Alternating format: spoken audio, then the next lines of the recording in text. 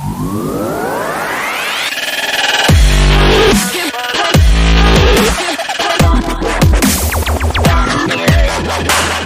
guys, welcome back to Dynasty Football Live. Today we're going to be bringing you our top 10 post-draft Dynasty wide receiver rookie rankings. I'm excited. Manny's excited. Uh, you know, these landing spots definitely changed this crop big time. We're excited to bring you our top 10 rookie rankings here for our wide receivers. Manny, what you got? All right. I think the number one receiver for me, I'm not going to. There's not a lot to say. I mean, I think he's definitely a clear cut number one. Uh, JSN for me here. I think the Seahawks obviously have Lockett and DK there. So, we'll see what happens with the target situation. But I think Lockett might be sort of on his way out, or maybe his role will get a little bit smaller.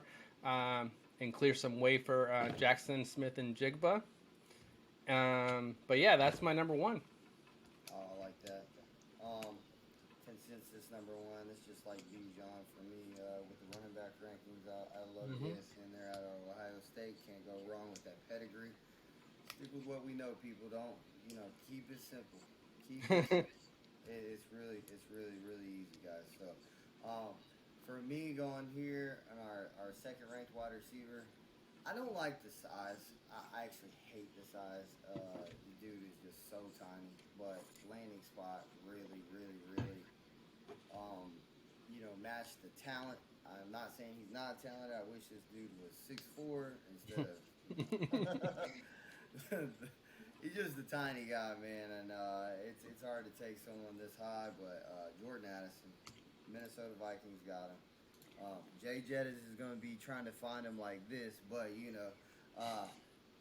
and for me, great landing spot, man. He's already number 2 there on the depth chart. In my opinion, Adam Thielen moved on. We're going to go with Jordan Addison here for me, second ranked wide receiver. All right. I think for me is going to be Quinton Johnston. I think even though he's kind of a crowded wide receiver room, I think Keenan Allen and Mike Williams are both injury prone. Obviously, Mike Williams is younger. Keenan Allen is injury prone and a little bit older, so maybe not a lot of years left there. They have Herbert, which is, I mean, that's like almost drafting a Kansas City wide receiver. The quarterback is just too good not to get the receiver, so I think he's very talented. I think he'll play more than we know. Obviously, Josh Palmer's still there, and he did perform last year. He was very consistent when either Keenan or Williams was out. So even though it's crowded, I think the draft capital along with the talent and the quarterback is just too much to pass up here. So for me, number 3 wide receiver in Dynasty rookie drafts would be Quentin Johnston. Liked him coming in, still like him coming out, man. Great spot with the attachment to Herbert there. Love him with Herbert. So, right here with the 4th ranked wide receiver, this dude to me could jump up to the second or the 1st ranked wide receiver in his whole, top 10. Zay Flowers with the Ravens. This dude's talent is off the charts. Landed with the Ravens, attached to one of the most mobile and versatile quarterbacks in the entire NFL, and Lamar Jackson. And he's got other weapons in that offense too to let this dude, just absolutely dissect defenses, man. That's what this guy's gonna come in and be. So, Zay Flowers. Nah, great pick, and I think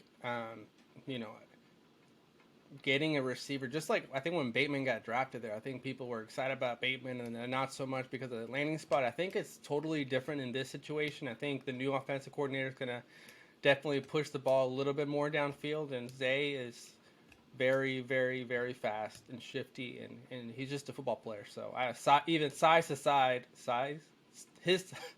that's weird. Size aside, I think it doesn't matter that he's smaller. He's definitely better put together, in my opinion, than Addison. But, Zay Flowers, great pick here. For me, It's a guy where size is not a concern. The dude looks like DK, except not as jacked up. Jonathan Mingo, I think the draft capital, I think he was drafted a lot sooner than I thought he was going to be drafted, even though I did like Jonathan Mingo. His tape is really, I mean, he makes some spectacular catches. He is huge, uses his body well. And I think going to Carolina with Bryce Young, you know, I think it's going to be a very, very good pairing there. And we don't really have, I mean, Thielen's sort of their number one. He hasn't been a number one receiver in a long, long time. So, you know, especially after Jefferson got drafted. So, yeah, I don't know. I think he writes us to the top of that wide receiver room, even though it's kind of crowded.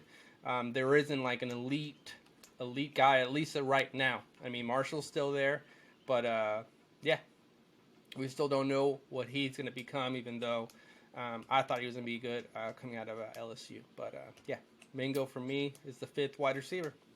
I like it. Guys, what I saw in this draft really pissed me off. With the 1-6 here, I don't care about Rashee Rice going to be hanging out with that crowded wide receiver room. KC, let all that bullshit go. Let me tell you something. This is the most slept-on wide receiver in this damn class. This shit pissed me off. And I think he ultimately ended up going to the best team he possibly could have landed with the New York Giants. I'm taking Jalen Hyatt right here, the Fred Biletnikoff winner. Guys, what are we doing here? Well, NFL, wake up. What the hell are y'all doing? This guy right here, I hope he comes in and wins Rookie of the Year just because everybody slept on him. Jalen Hyatt is the most disrespected player in this entire draft. This guy right here could easily be in the top 5, you know, without question. Talent alone, I was very, very disappointed in how people were just like passing. But hey, Jalen, go out there and show them what you're doing there in New York. Hopefully Danny Dimes tears you up, man. Jalen Hyatt here is my easy number 6 on this league. Absolutely, and I think he can even be higher, like you said. I think landing spot is. I mean, he's a number one, like day one, number one receiver. All they have over there as far as pass catching is Waller. Obviously, Hodges kind of came in towards the end of the year, but I think Jalen Hyatt is the number one there right away. I completely agree with you. That's why I wore this right here. Jalen Hyatt was completely disrespected. Mingo was drafted ahead of Hyatt, which I think that was a surprise for me. I think draft capital. You what? Tank Dell was drafted ahead of Jalen. Yeah, exactly. Tank Dell was drafted higher. I don't know, man. No disrespect, Tank. We love you down here in H-Town, baby. Let's go. But yeah, that was a surprise to the draft for me, and I think it goes back to the whole, you know, a lot of the draft people were talking about how Tennessee's offense is QB friendly, wide receiver friendly. They were just the scheme was getting people open. I don't believe that. At the end of the day, you have to, even if you're one-on-one, like the scheme is not, like a lot of the times what the scheme in Tennessee football does is give you one-on-one matchups. That's what it gives you. And Hyatt was able to, get open on one-on-one situations over and over again. Especially, we saw what he did against Alabama, and they have a history of producing great secondary players. So, completely agree with you. Disrespected. Did not mean to go on a rant, but you got me going once you started saying all that stuff. I completely agree. I think Hyatt could be a lot higher than here when it's all said and done. But at the end of the day, he was a third-round pick, so I think draft capital does affect a little bit. I think he's going to be balling right away, dude. I hope so. Yeah. I don't get it. I don't understand it. But, hey, we're not GMs. We are armchair general managers, so we do the best we can here. But my eyes, 99% of the time do not fool me. And what I saw production-wise and what we're getting here draft capital-wise is, wow. Just blows my mind. Yeah. I was actually hoping I get a chance to pick him, but I don't care. We both get to talk about him. So, Yeah. next guy for me, I think this guy was drafted a little bit lower than people expected.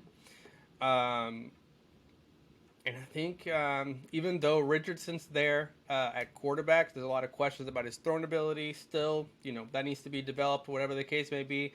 Josh Downs here, I think, is one of the best receivers in this league, in this draft class. Very good route runner. We see what he can do when he has the ball in his hands.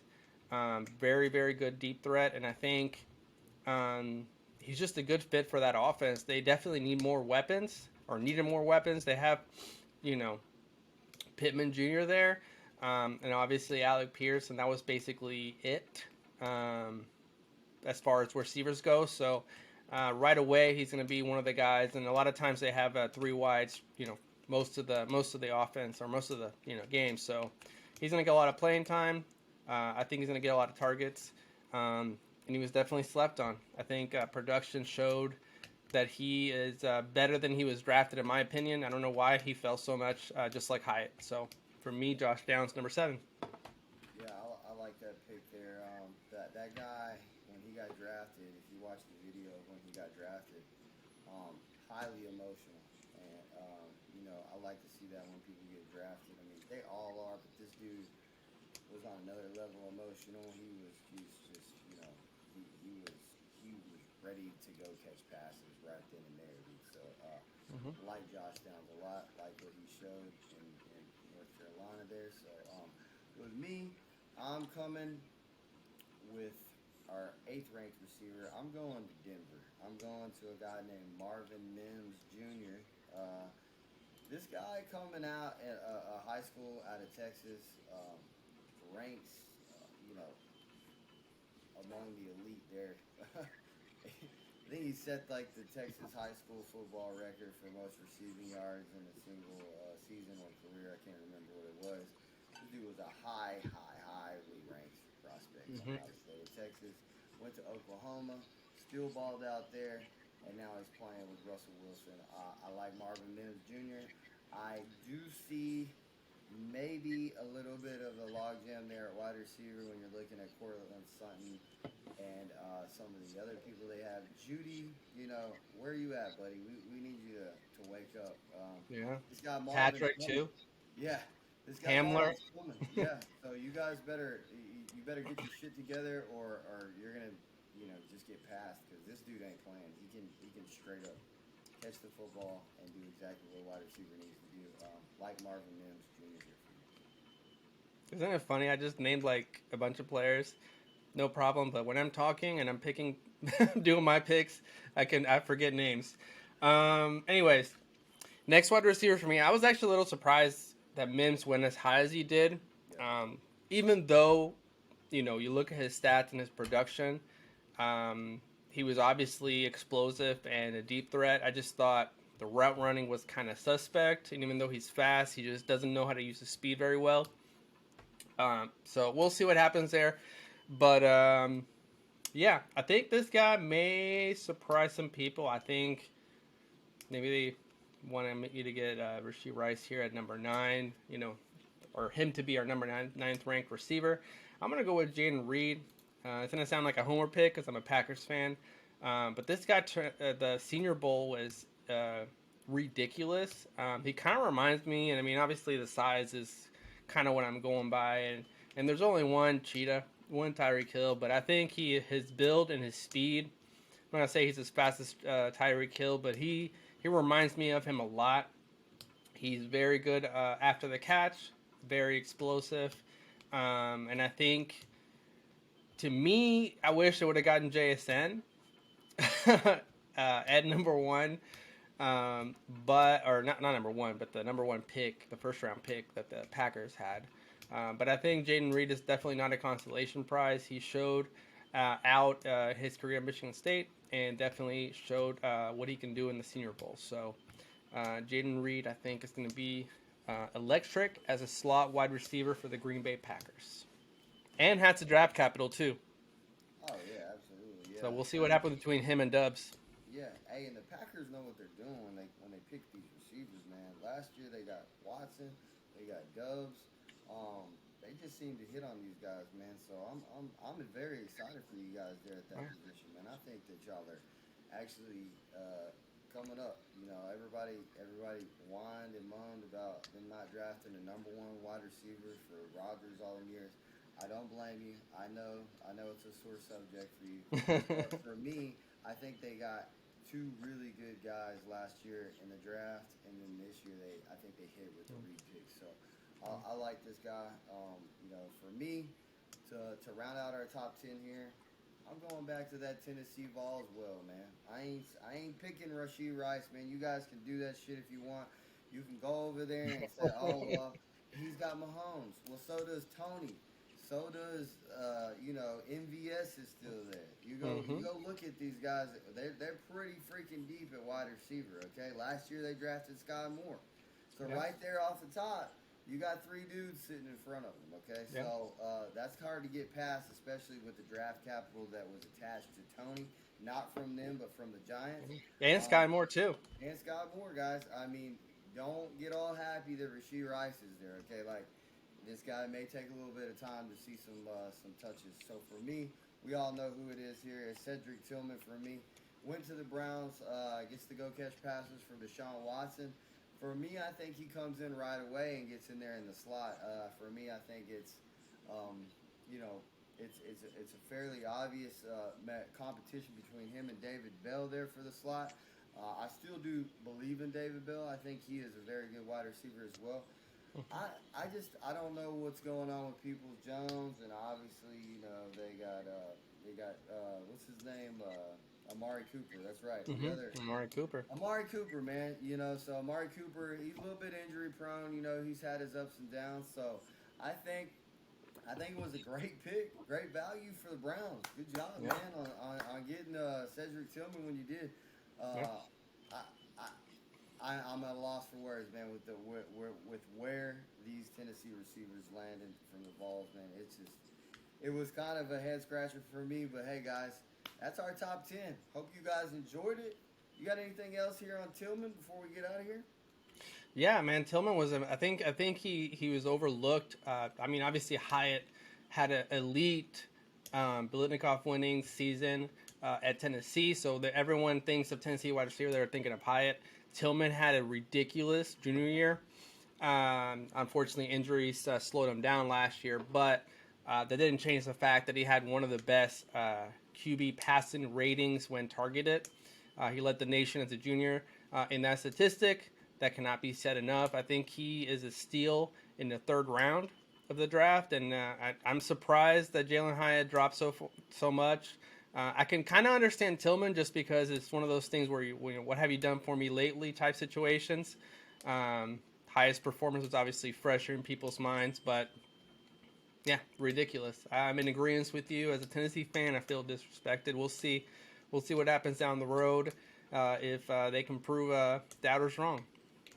Hey guys, hope you guys enjoyed our top 10 post-draft rookie dynasty wide receiver rankings. As always, we try to give you the best and the latest news with any of these, dynasty, mock drafts. If it's mock drafts, rankings, tiers, we do it all here. We love to get the feedback from you guys. Leave comments. We love to hear back from you. Negative or positive, are you negative, Nancy? Just keep on yapping because we're going to keep on recording. Hey guys, that being said, as always, Dynasty Football.